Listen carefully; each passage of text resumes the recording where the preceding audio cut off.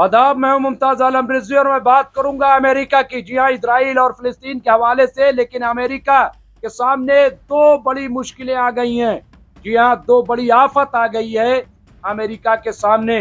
पहली आफत तो ये है कि जो अंसारुल्लाह लाहौती के साथ जंगबंदी हुई थी, आज अंसारुल्लाह लाहौती ने उस जंगबंदी को खत्म कर दिया है। ऐसी खबर आ रही है।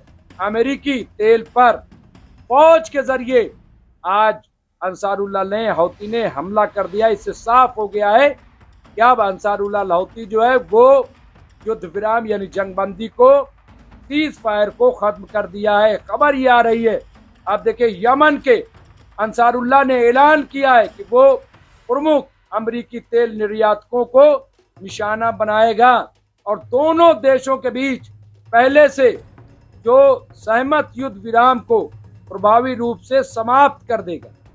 यानी अब हम ये जंगबंदी को खत्म कर रहे हैं। ये रिपोर्ट आ रही है यहाँ पे, और ये अमेरिका की मुश्किल बढ़ाने वाली है, अमेरिका को नई मुश्किल में डालने वाली खबर आ रही है।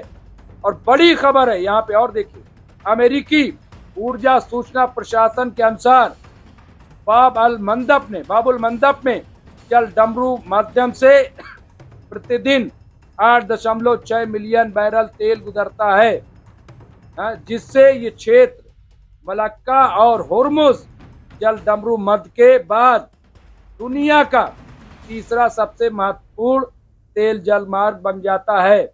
और अगर इसे रोका गया, और ये रोका जाता रहा है, बीच में जब जंगबंदी हो गई, सीजफायर हो गया, तब अंसारुल्लाह लाहौती ने उसके तहत जहाजों को जाने दिया।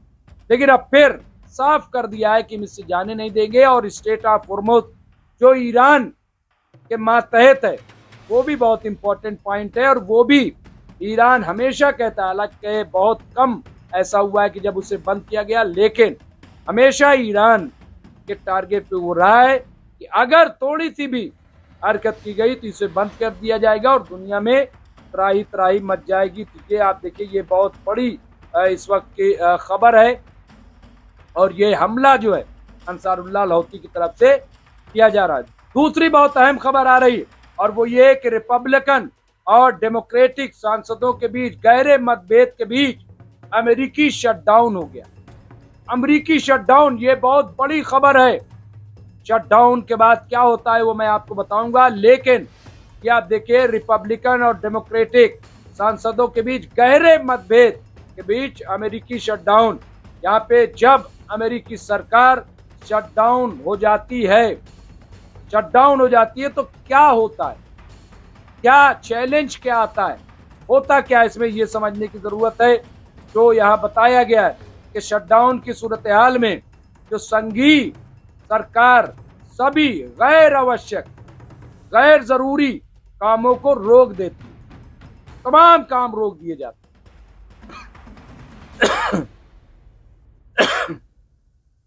तमाम कामों को रोक दिया जाता है, जिसकी वजह से ऐतिहासिक रूप से सैकड़ों हजारों संघीय कर्मचारी यानी सरकारी कर्मचारियों को छुट्टी पे जाना पड़ता है, छुट्टी पे उन्हें भेज दिया जाता है।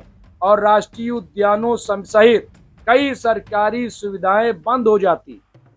ये देखिए, बहुत बड़ी खबर आ रही। ये चैलेंज अमेरिका के सामने है। जिन कर्मचारियों का काम जरूरी माना जाता है, उन्हें शटडाउन खत्म होने तक अक्सर बिना वेतन के काम पर आना होता है।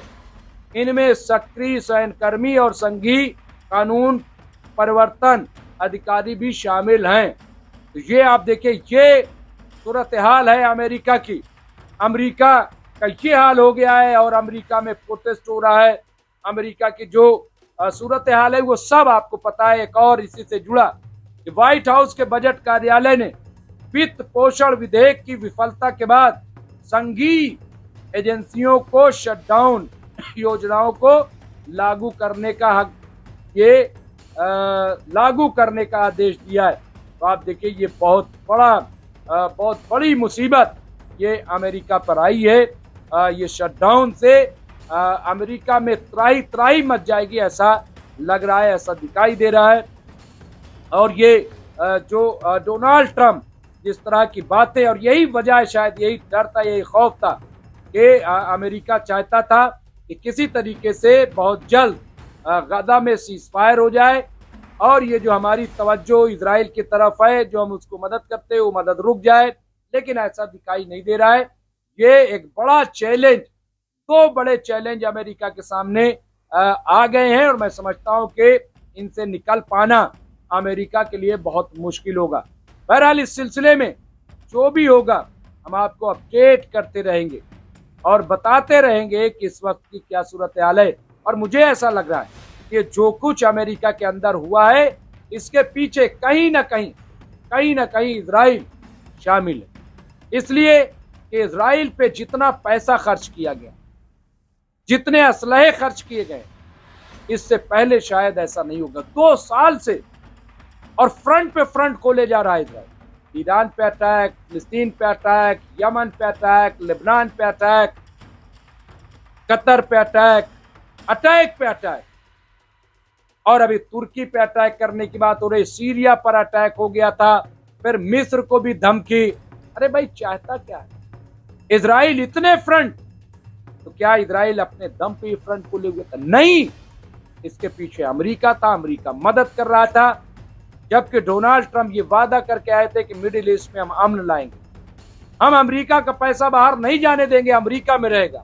लेकिन आज स्थिति बदल गई, आज सूरत हाल बदल गई। खबर यह भी है कि खुद रिपब्लिकन में भी इख्तलाफ पैदा हो गया, वहां पे भी 2 फ्रंट बनते जा रहे।